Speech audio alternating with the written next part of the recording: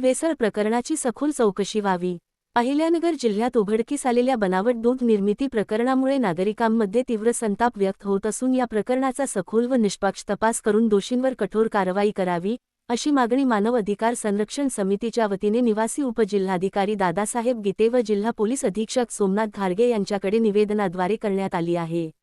या निवेदनात म्हटले की, देवळाली प्रवरा परिसरातील एका गोडाऊनमध्ये पॅराफिन, मिनरल ऑइल व विविध रासायनिक द्रव्यांच्या मिश्रणातून घातक क्रीम तयार करून त्यापासून मोठ्या प्रमाणावर बनावट दूध निर्मिती केली जात असल्याची धक्कादायक माहिती समोर आली आहे।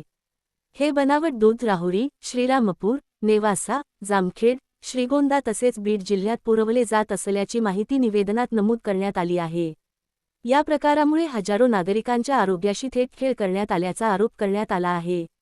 अन्न सुरक्षा आणि कायद्याच्या दृष्टीने हा अत्यंत गंभीर गुन्हा असून संबंधित मुख्य सूत्रधार व आरोपींना तात्काळ अटक करून कठोर कायदेशीर कारवाई करावी, अशी मागणी करण्यात आली आहे। राहुरी प्रतिनिधी दिनेश गायकवाड यांची रिपोर्ट।